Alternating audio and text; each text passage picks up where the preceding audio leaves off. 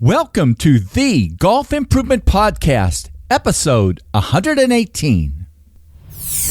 Welcome to the podcast for golf lovers and enthusiasts who are looking to take their games to new heights. Dedicated to custom club fitting, short game improvement, and effective practice to improve your golf game. This is the Golf Improvement Podcast with your host, Tony Wright.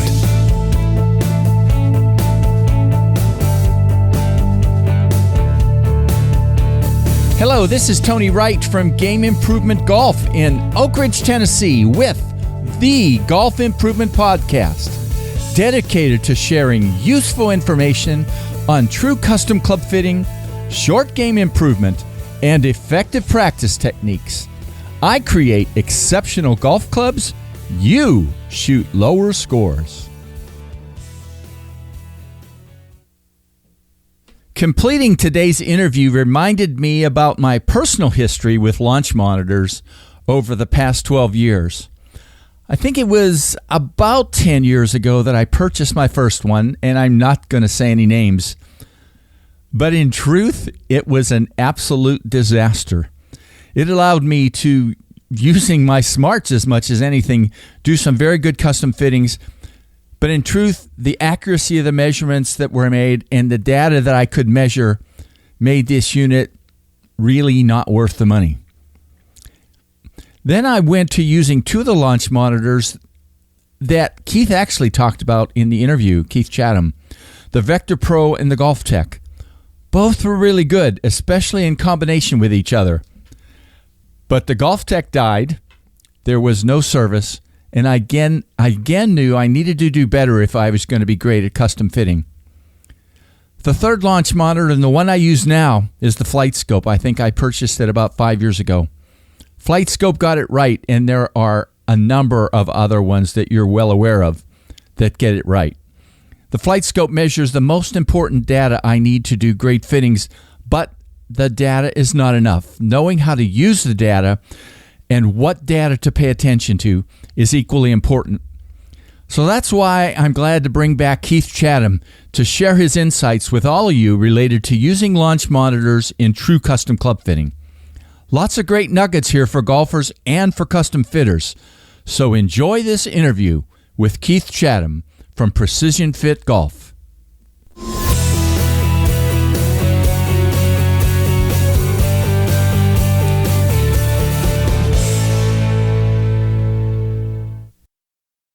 Hello, this is Tony Wright with the Golf Improvement Podcast.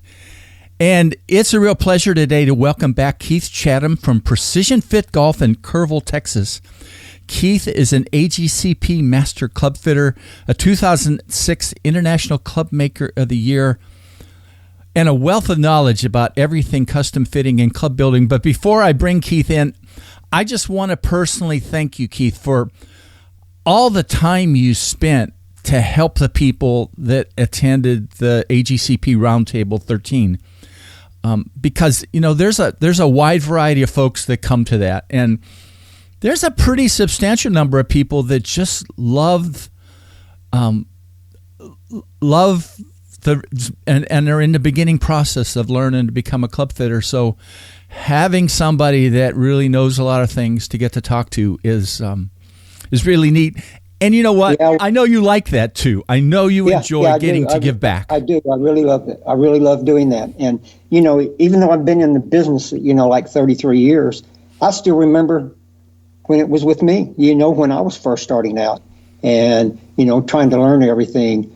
And now I was fortunate that I lived in the Austin, Texas area and had Golfsmith, around, because I had some of the people in the production lab and everything, you know, because I went to a school. So I had some of those people I could call on and they would help me and show me everything. Of course, back then it was basically billing to length and swing weight. Yeah. But still, you know, for different golfers and everything, I had some people that I could call that would help me through things. They were very, accommodating, like Mike Dugan and Britt Lindsay with Golfsmith. Those two right there particularly stand out with me. So, you know, it's kind of a payback. I try to help everybody that's in the business. If you have a passion for it, you know, then you should be talking to people, other people, learning from other people who also have a passion for it. And it's important because it's important for people to understand what the really truth is, so that they can get things that truly help them. You know, we all believe in what we do. Yeah, that's true. That's right. That's right. Well, we're going to talk about a lot of little things related to launch monitors and technology and using them, but I thought it'd be a good thing to sort of start out in the beginning. So when you first use something, and you know, maybe it's loosely calling it a launch monitor in custom fitting, what were some of the kind of things that you used, and what did they do? What were those tools like, you know, 10, 15 years ago, maybe even a little longer? Yeah, well, you know, it's different. You know, the launch monitors are different today. They have more data and information and everything than what we used to have. I had the AccuSport, you know, that took the little picture, and it was real good because it showed the picture of the ball. It gave me the spins. It gave me the launch angles. It gave me, you know, the swing speed. It did not give me the face angle, which is very good now with most of them. But you know, it gave you enough with the smash, along with the smash factor, that you could go in and do a real good, decent fitting with it. And you know, there was a lot of tables on it. You could go to the tables on the AccuSport and get the information. And some of it, I don't think they were quite as accurate as what we are today. Yeah. But you could still do a good fitting on them.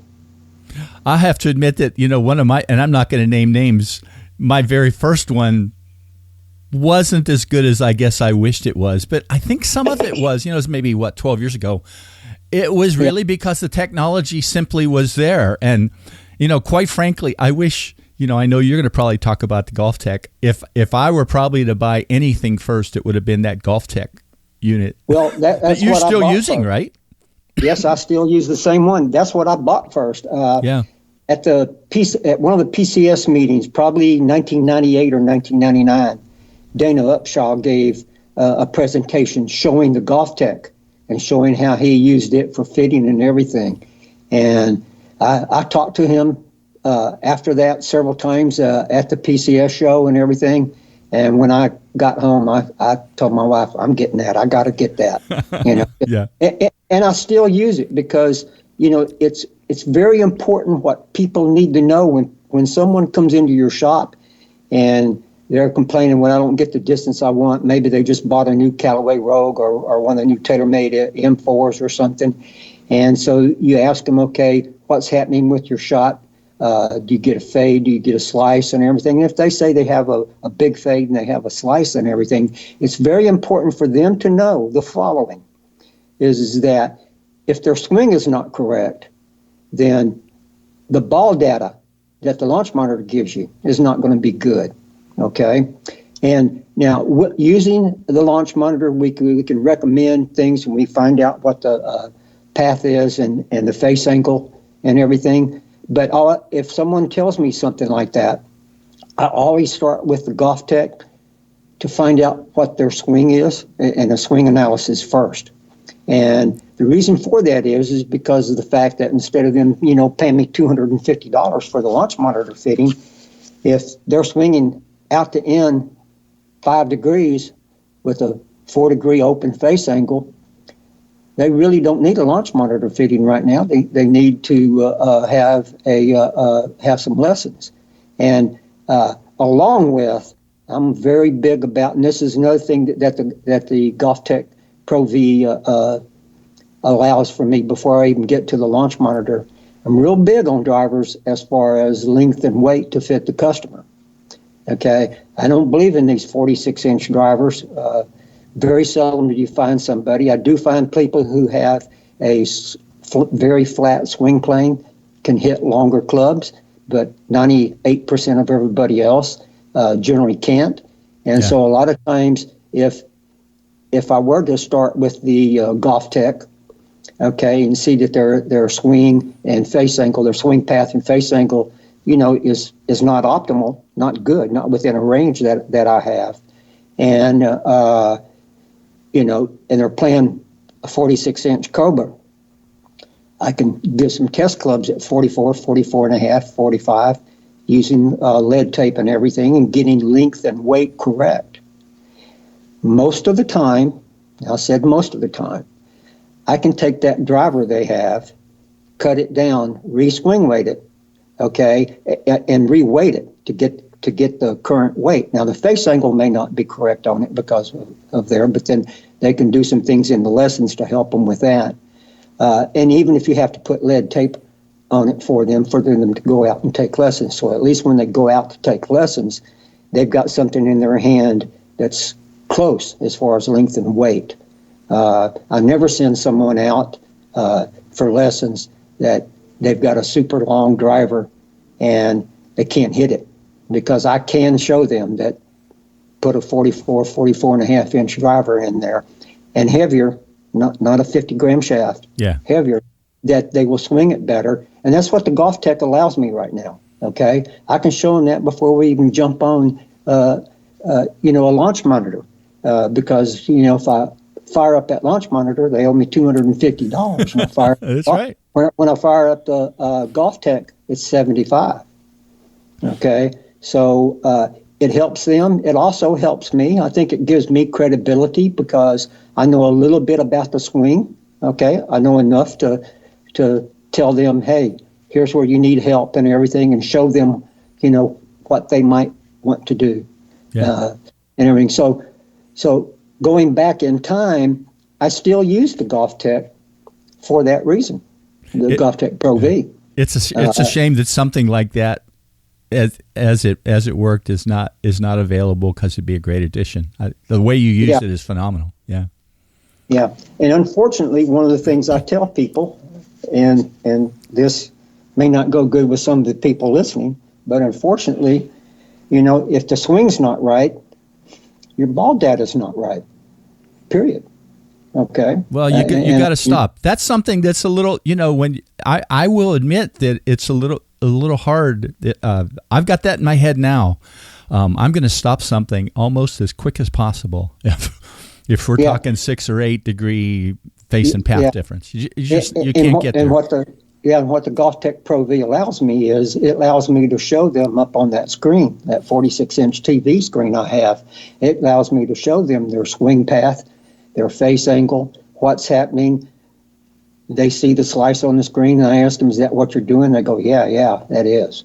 And so, everything's verified, what I do, telling them that. So that's one of the things going back is the very first so-called launch monitor was the AccuSport that I bought. But I used the Golf Tech Pro V before that, and I still use it because of the reason of what I'm just saying. I'm glad it's not breaking down. That's amazing. Well, what would you, from your standpoint, what are some of the biggest improvements, getting on a little bit more onto some of the launch monitors that have been made in terms of the kinds of things that can be measured with them? And I also think adjusted with them. I think it's important. We've had a lot of discussions about making sure that the data is right for whatever elevation you have and those kind of things. And that capability is really important. Yeah, it is. And that's one of the things that's good also is, especially with the flight scope I can set my elevation. As you know, in AGCP, John Schiavone made mention and said everything that, I tested around and found out that when I generally have around here, have my elevation set at 3,500 feet, even though I'm at 1,800 feet, I generally get real close distances out on the course, the same thing. And so he came in and said, well, it's all about density altitude. And it is, because, planes have to know the density altitude to fly to cut through the air. Well, a ball, you have to know the density altitude for the ball to cut through the air. And so, that's something that we can use. The launch monitors nowadays, like the flight scope, allows you to set your elevation.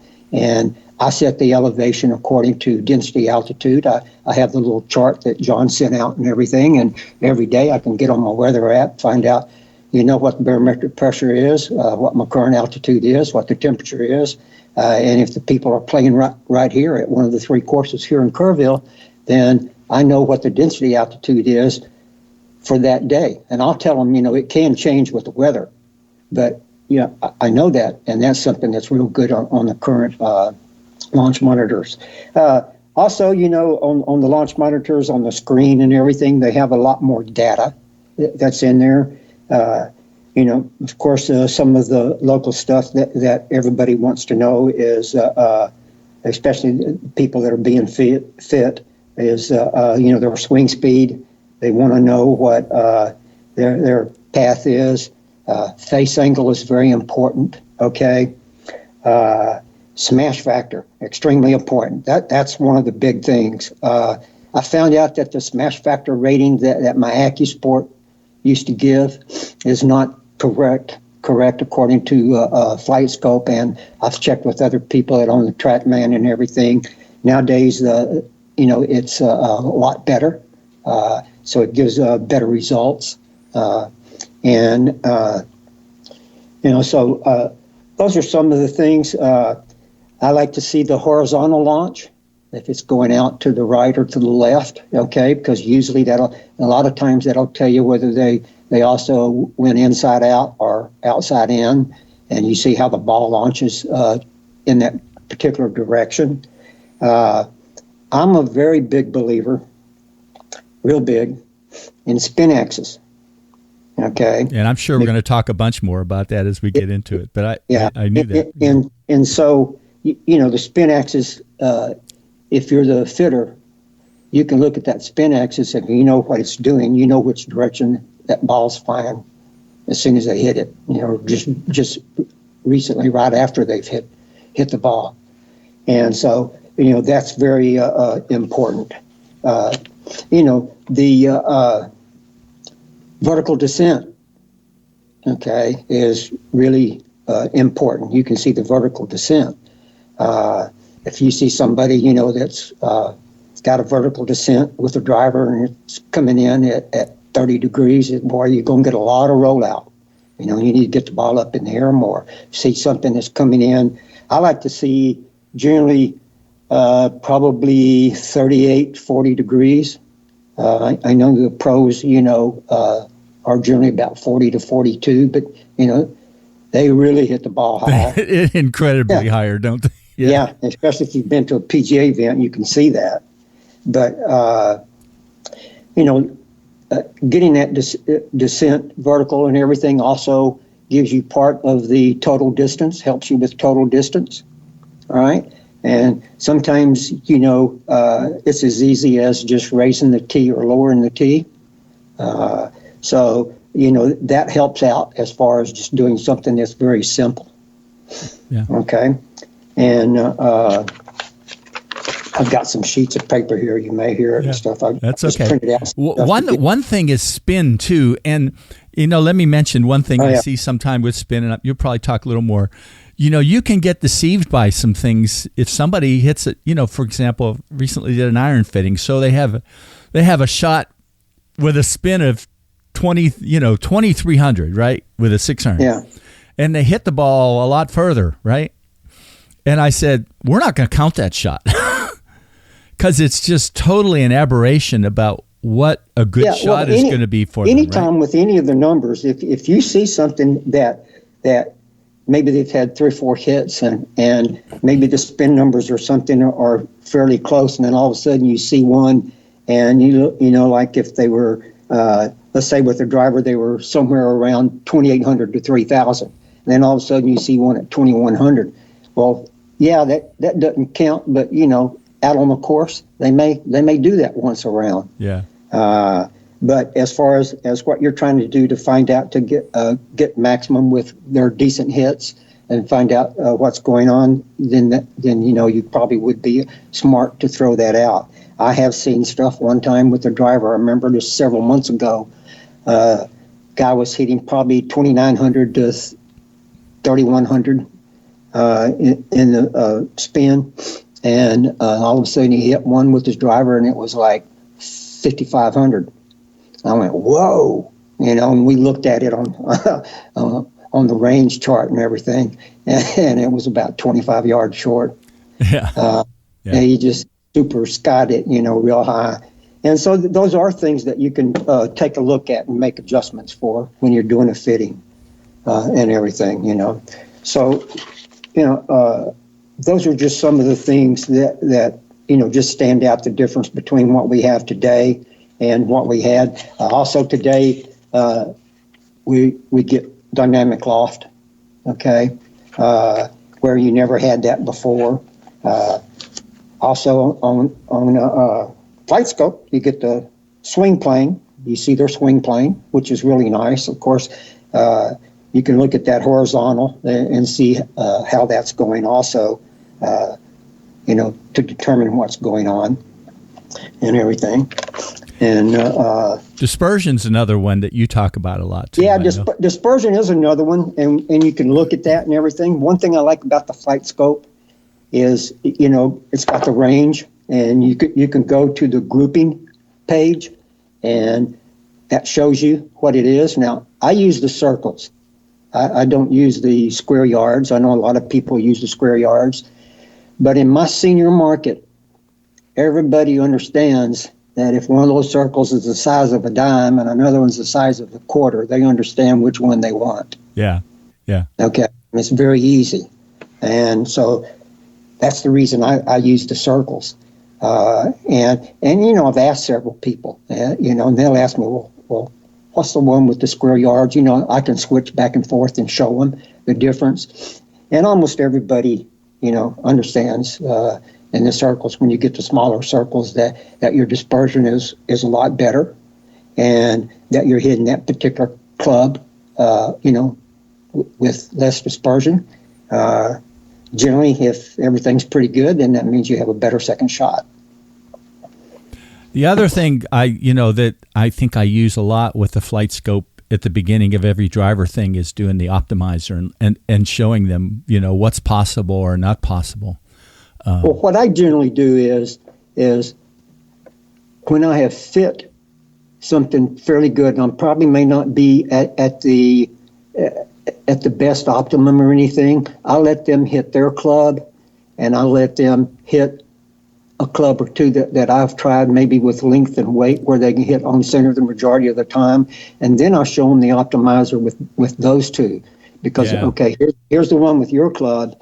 But look at this other one. Your club's 46 inches and weighs 301 grams. This 44-inch driver that you were hitting in the center, and it weighs 315. But when they look at the optimizer will show that they can probably pick up, anywhere from 10 to 15 yards with that shorter club. Yeah. And that's, that's the way I kind of use the optimizer. I use it all the time. I'll show everybody, the difference. But with the optimizer, you can give the customer a little bit of news that I think is unattainable. You have to look at the physical ability of the golfer. Yeah. How many times are they able to get a 1.50 smash factor? Yeah. As a matter of fact, most people, don't get it all the time. And how many times can they even get 1.45? I try to be in the 1.45, 1.46, but you have to be realistic with the physical ability of the golfer, and then that's how I set the optimizer. I'm not going to go up and show them 150, because if you showed them 150 and it says, well, you can get 42 yards, you just told them that they could get 42 yards more. And when realistically, it is unrealistic to do that, because of the fact they're not going to hit 1.50 every time. Yeah, it's important to demonstrate realistic improvement, right? Yeah. Yeah. Well, you talked, and you may pick up one or two other things, but you did mention that obviously swing and ball speed and smash factor. Ball speed is one that I think is real interesting to always take a look at, but spin axis is one that I'm continually trying to use more and more and get better at using. Maybe talk a little more details about how you use spin axis in a I guess both driver and iron fittings. Well, what you can do is, when you see people that are over the top or inside out and everything, you would be able to relate with their swing path and face angle. If you see the face angle, you and I both know, ball starting wherever the face angle is pointed. But then you can use the spin axis, okay, to tell them if it says 5.2 R for right. Well, they've got them a big time fade or a slice coming on, okay, because it's going 5.2 degrees to the right, the ball turning, and the axis of the ball. And then you can also do it, the other way around if it's going to the left, or they may have a big old hook coming on. And generally what I like to do with the spin axis is get it within 2 degrees. If I can get the spin axis, on a driver and iron for them within 2 degrees, they're going to hit the ball with a great dispersion. Maybe a little cut, maybe a little, maybe a little. Yes, draw, maybe a little cut, maybe a little. But when you look at the grouping page, it may be a little left of center, maybe a little right of center, but the dispersion generally, if you can keep the ball axis down, 2 degrees or less, the dispersion is generally pretty doggone good. Yeah. Yeah. So I pay a lot of attention to that. I look at their swing path, if they're over the top and everything, and then immediately just about one of the first things I do is I go to spin axis and look at spin axis, see how the ball's going, and then I pretty much know, where the face angle was pointed from that. And then try to get them perhaps a heavier club or something. That's correct. Yeah, that's correct. Right. Any other of the sort of subtle parameters that you look at that you think maybe not everybody looks at in the? This is a big one that I will be quite honest. The two Franks on the AGCP, Frank Stanek and Frank Han, have opened my eyes more and more over the last, say, year or so to look at the graphs, the club analysis, and especially the acceleration profile. And there's different things. Flight Scope says if you see a great big old fish hook, then people generally released early and they're trying to close that club phase, and that's correct. But one of the things is when you get better players, and even not even better players, you can get someone that shoots 90 all the time. I did this just 2 weeks ago, and you can get on that acceleration profile, and you can see using different shafts when one shaft is more linear than the others, then that's a better shaft for them. Okay, and I'm going to give you a prime example myself. Okay. When I did the single length, I did everything with the Aerotech I-95. Okay, R-Flex. Yeah. And so I got on there, and I had a friend in the business that out of San Antonio, but he had a whole bunch of the older Apollo hump shafts. Okay, they're still around. You can buy them from Marico, but they have that big hump section down at the bottom. Well, it's a very stiff tip, and it's a real soft butt and a very stiff tip. And so I said, I'm going to try one of those just to see what the difference was. And on the acceleration profile, I'd have just a little small hump at the top and a few little small bumps and stuff, but then I'd have maybe a 15 or 20 degree fish hook with the Aerotechs. Okay. And so I made up a club, same MOY, got it all fit, same exact total weight, everything, same loft lie. These were 7 irons. Okay. And I had the Apollo hump in there. I got to tell you, it's almost a perfect straight line from top to bottom. Just at the very bottom, right at the bottom, it just goes up, and on the sheet, it only goes up like a 1/16 of an inch, very seldom. So that stiffer tip section was working better for me. And that's interesting. And Aerotechs are not necessarily soft tip sections either. Yeah, I know it. They can be stiff also. Yeah. But the other thing too is the Apollo hump is a heavier shaft than the I-95.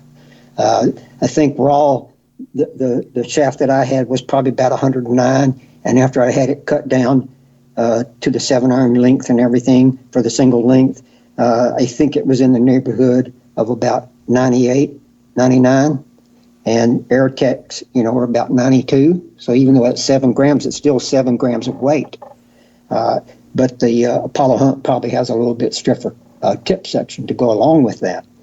And so thank you, Frank Hand and Frank Stanek, because right now I'm playing the Apollo humps in my single length irons. And no, I don't hit everything perfectly straight, but my dispersion has come down, and I'm playing with them pretty good. And what also amazed me with that, by using the acceleration profile and looking at getting that, was that I'm about 8 to 10 yards longer with the heavier steel shaft than I was the Airtech I-95. Wow. I know Chris Literally can always learn. We won't let him listen to this part. yeah. One of the things I'm going to do over the winter, okay, is I'm going to get the I-110. Yeah. And compare it to my Apollo humps and see what happens. Yeah. But I use the acceleration profile to find out that, hey, I was actually swinging that Apollo hump, much better. And I wasn't doing anything. I wasn't closing it as fast down at the bottom.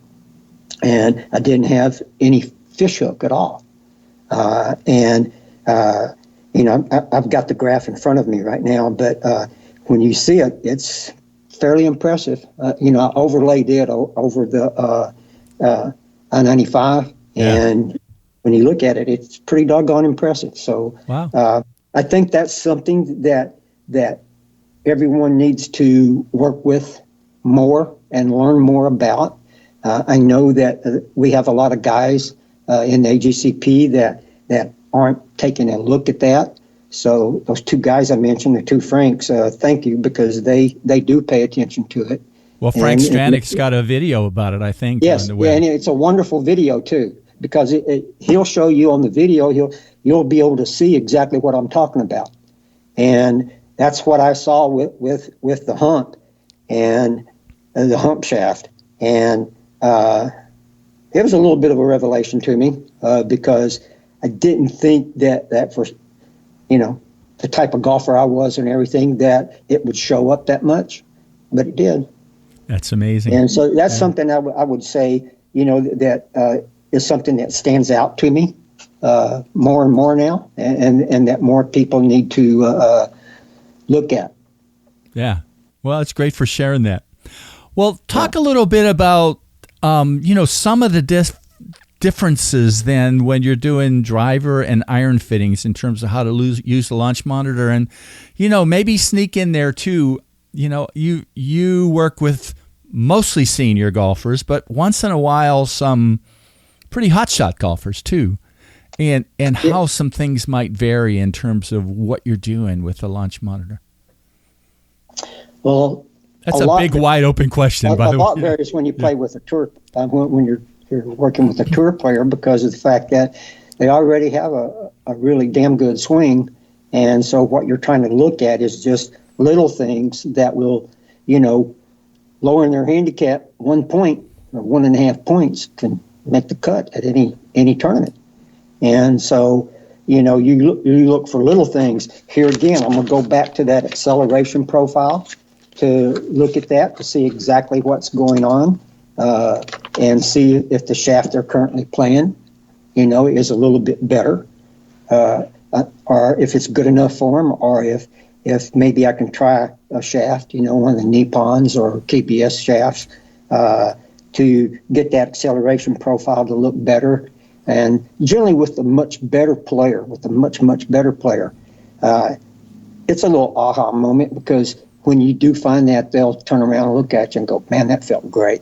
And and they you can have tell the acceleration profile up, but it's going to look better, anytime and stuff. And that's a difference between the better player and the common player, the people that shoot 80 to to 100 all the time is they don't necessarily always have the best feel.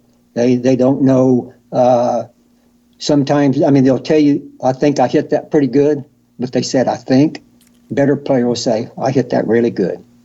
Okay. That's one to watch for, I think, right? Because every once in a while I will see that. I worked with somebody this week, and gosh, that was, if the words I think are in there, if you're paying attention, you probably understand that. Also with the people that shoot 80 to 100 most of the time, I never, ever compare their numbers with the PGA numbers. Never. Yeah. Because they're not in that category. I will look at the LPGA, especially if, say, their swing speed with a driver is up around 92, 94, because that's kind of the common, even though the last year or two it's going up more. Those girls are even getting a lot more physical ability and everything. But still, you can look at theirs when you look at all the numbers, from the page that you get, the TrackMan, puts out the LPGA and PGA averages and everything. Yeah. I'll use those, working with those 80 to 100 to try and see if it's somebody that doesn't even come close to the 75 mile per hour with an iron, maybe they're 60 or something, then I'm using my experience over the years about where I think when I see what they do. I'm also using the grouping page, because when you see they hit a club 10 yards longer and with better dispersion, you can show them on the grouping page. And, so I don't use quite as many of the pages on the flight scope and everything with someone that has a lower ability.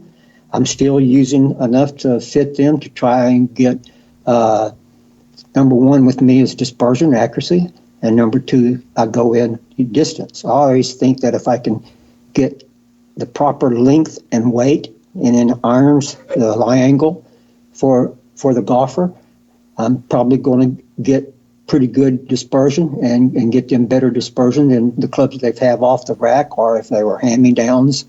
Clubs, I'm going to get better dispersion, and then I can use different shafts and maybe different lofts of clubs to get more distance. Okay, and that's the way I work it. And I tell everybody in my shop that even if they come to a launch monitor fitting, I said, I know all the big OEMs and stuff are selling you distance. I'm selling you accuracy, and then I'm going to get you some more distance. That's going to be what? Lower scores, probably, right? That's correct. That's correct. Right, because they know where they're hitting it, and they're not hitting weird shots. Yeah. Well, talk about maybe a couple recent stories from fittings that, obviously I know you prepared some for this, and some things you think you want to share related to, how the launch monitor really, for you, really. I got one that happened last week. Okay. And guy came in, and he had a Callaway Rogue X, I think, driver, the Rogue. And shaft was broken about 6 inches above the housel. And he told me, he said, I'm fed up with Callaway. I keep breaking these shafts, and they keep sending me just replacing exactly what I had. Okay, so I don't know what's going on. And I looked at the shaft, and it was one of the matrix shafts. I think it was like a red tie. Yeah. But it was a stiff flex. So first thing I told him, I said, well, have you ever had your swing speed recorded? Do you know what you're doing with your swing speed? And he goes, no, but everybody tells me I'm fast and super quick. Well, that gave me a clue right there. But so I got on the golf tip first, got the swing speed, find out what he's doing and everything. And sure enough, his first swing was 117 miles per hour. It had an S-Flex shaft in there, 117.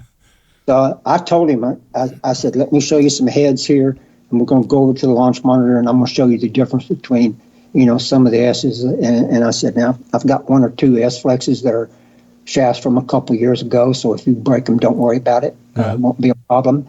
And I'm going to put in some X-Flex for you. And man, I mean, the dude picked up. He told me, what he was hitting, about 280, 285.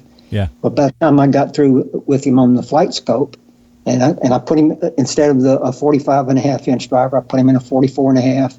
He had about a 320 gram total weight driver.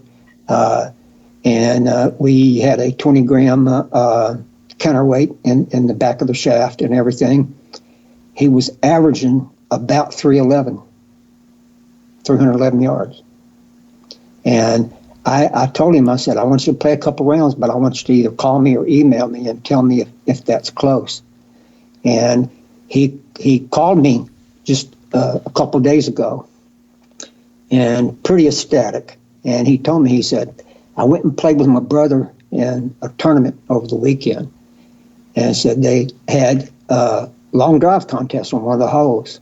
He said, I won it, 327 yards. Wow. So, yeah. So that was a pretty good one. It was very recent.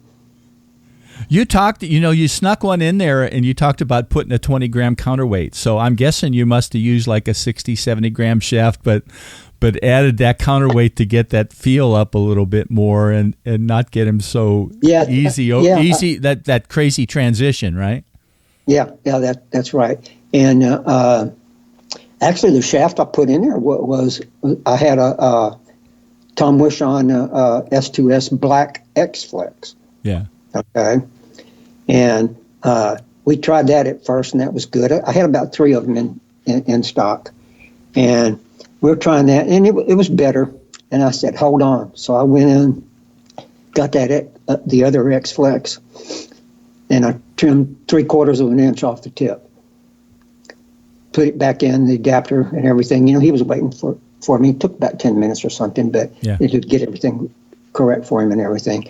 And first hit, wow, man, that feels good.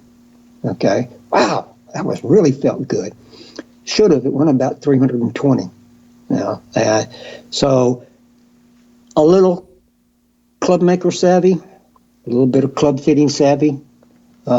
Got this guy on the road from going from about 275, 285, where that he can hit that thing anywhere from about 311 to 325 now. Wow. I'm going to sneak one extra question here too, and just to ask your opinion, because, and then we'll go to the end. But not all the time do I see this, but boy, once in a while you'll see the first swing just, oh my, right? Yep. But it's not all the time, right? I mean, I always love it when you see that. What do you say? What do you see in terms of sort of percentages where you see that with people? I would say maybe 30-ish%, but it does happen, right? Yes, it does happen, and I'm gonna put it probably 20 or 25%. Yeah.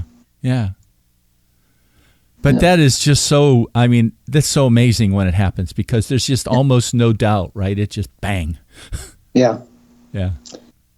And the other thing that I would like to relay to a lot of people is that if you're going to be doing a fitting with someone, driver fitting, you need to tell them not to play golf within 24 hours of your driver or iron fitting. Because if you have a fitting in the afternoon, you haven't said anything to them, they go out and play, even if it's just 9 holes or anything like that, they left off all their best swings and everything out on the golf course. They're tight, their muscles are tight, they're not loose, they're not limber. I think this is something I've learned over the years and everything. When I book a fitting, I always tell them, do not play golf within 24 hours. Very, very important in order for you to get good data. That's, I wouldn't say I've ever gone that far, but I think I'm going to right now. Yeah, I mean, I've seen sometimes when people will go out and hit balls before, and they don't, and even that is bad, right? Because they don't know. The other thing, I have some seniors and a little bit younger than seniors and stuff, people who work out with weightlifting. Okay, same thing. No weightlifting 24 hours before the fitting. It does affect all of their flexibility in their shoulders and everything, because it generally takes 24 to 36 hours after they've had a heavy weightlifting and everything for the muscles and everything to come back and be good. So these are just things that a lot of people don't even think about, but I had to learn it the hard way. Okay, and so I'm telling people up front that you need to be aware of this, because if you have people that are into exercise a lot, then heavy weights when they're doing power weights, and bowling, if they are bowlers and they bowl with that right hand, they're right-handers and stuff, they're going to be stiff. So just be sure and look at some things and just tell them, it would be best for you not to do this. And if someone shows up and they've told me they work with weights, and I asked them, did you work out with weights this morning? We're rescheduling the fitting. I'm not going to do it. Yeah. That's great to share that. I think that's really, really, it's good for golfers. And it makes the fittings better. Well, Keith, any final things you want to say here at the end related to, doing launch monitor fittings right, okay? Well, I think is that we can get out on some of the YouTube, watch some of the videos, the people, even the fitters here who are new to fitting and everything, and watch some of the professional fittings and stuff that they do, especially if they're success, good. You can also get in touch with other people like myself or some of the masters and everything to be in touch with them to find out, what they do, how they do things. And it's just sticking with it, learning, reading as much as you can, watching videos, asking questions, just because someone is starting a new business and they're wanting to be a fitter, they've got to ask questions to learn. And if they don't, then they're not going to learn good. And it's going to take them a lot longer. But, read. TrackMan puts out a lot of information. Generally each month they have a little, an email that you can subscribe to, and they tell you, what's going on, what they're doing, different things and stuff. And you can also learn from that. You'll probably want to ask questions after you hear or see some of the things that they talk about. So I think that's very important. Because the thing about it is, as you and I both know, is that you get better by reading, learning, asking questions, and hands-on experience. Okay? So don't be afraid to do the fittings, because you're going to learn from mistakes. Don't be afraid of making mistakes, because that is probably the best learning curve that you will ever have. Because the next time you go in somewhere and you go, oh, I can't do this because I know what happened. I've already tried this. But every player is different, so you'll be trying different things. Something that works for one player when you're changing shafts or doing something or looking at the data will be different for somebody else. And that's the main thing that you have to know is the physical ability of the player. You have to be able to, before a launch monitor fitting, when they're warming up, you have to be able to assess their physical ability. Okay? And that's going to tell you a lot of different things and maybe different ways of what you're going, how you're doing things and stuff. You'll know real quick. I mean, you get somebody like a couple of my mini tour players that come in here, if you blink, you've missed that swing. And, and then I have some X's up on my wall that are at 15 degrees launch angle, okay, from where my tee is. And you'll know when you see them hit, or if you get a player and say, tell them, say, try to hit that X. The better player may not get it perfect, but they're going to get it real close. Someone that can't repeat the swing, they're not even going to be close at all. And you still look at the data and do best for them, but you're not looking to do as much generally with a better player, because a better player generally has gone around, tried different shafts, tried different heads and everything themselves. And so they pretty much know when they are hitting good, getting good distances and good trajectories and stuff, but they just are missing a little something. And that's what you have to look for, is that little something with them. With players that shoot 80 to 100, you can look at all these parameters. I look at them. I don't talk to them quite as much with every single little detail, okay? But I show them the grouping page after we've had 3 hits that the flight scope, and we get those circles and stuff every time, because they understand if they're getting better dispersion or a longer distance. Yeah. Yeah. Great stuff, Keith. I appreciate this again today. I think this is our 4th interview. If I would have to make sure, Yeah, it's our 4th one. Tom Washon's going to have to work to catch up, isn't he? Okay. I'm telling him. Well, I'll put a link to your site in the show notes. I think I'll also put that Frank Stranick video. I made a note to remember to do that. Uh-huh. And I hope there'll be a lot of questions from fitters related to things that maybe will help them get a little better. And also golfers who are looking to. What I would tell people is that if they have a way to get in touch with both of the Franks at the AGCP, especially if you're in the AGCP, you have a way. Okay, don't be afraid to write them emails and ask questions. Both of them are very knowledgeable and will answer anytime. Frank Hann is extremely knowledgeable. Yeah. Probably one of the best in the AGCP that we have today. And he is very good about, if you ask a question, he's going to tell you.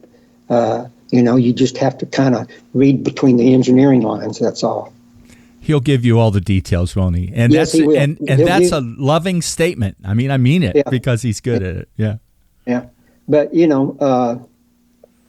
I think over the last couple of years and everything, Frank has also learned that he sometimes have to put something in the KISS method, because I keep telling him. But he's a good guy. He's full of information, and I think anybody on the AGCP would be a fool if they have a question about something like that, not to email him and ask him. Yeah, he talked with me a little bit. We spent a separate session talking about acceleration profile stuff. So he's very giving. Well, thanks again, Keith. Happy Merry Christmas and Happy Holidays, and just hang in a second after. So I appreciate it. Okay, same to you. Okay. Merry Christmas, Happy Holidays. Game Improvement Golf. I create exceptional golf clubs. You shoot lower scores. Thanks, Keith. Some of the big takeaways from this interview include these. Be fit for shot dispersion first if you're looking to truly optimize the performance of your golf clubs. And this includes knowing and understanding data like things like spin axis and the difference in club face and club path at impact.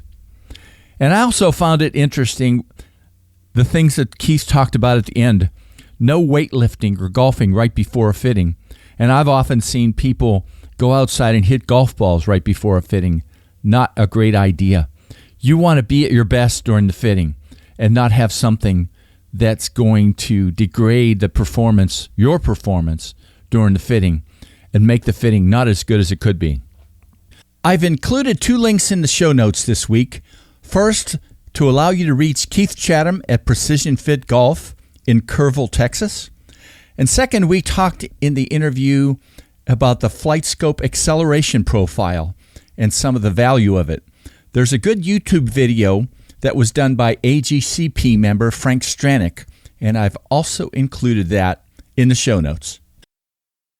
Well, this weekend, I'm off to Pine Needles Golf Club in North Carolina for the first Flat Stick Putting Conference organized by David Orr. Great speakers, great information to help golfers improve their putting, and more later. And I hope you all enjoyed my new transition jingle. A little surprise, I'll bet, for those of you who listen to the podcast all the time. Thanks to the folks at Music Radio Creative who created my original podcast transition audios. Well, that's it for today.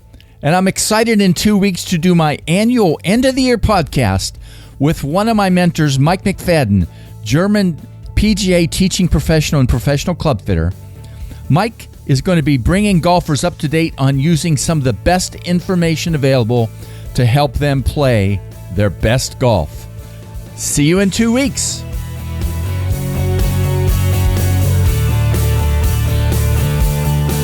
Game Improvement Golf, your source of information and inspiration to become an exceptional golfer now. www.gameimprovementgolf.com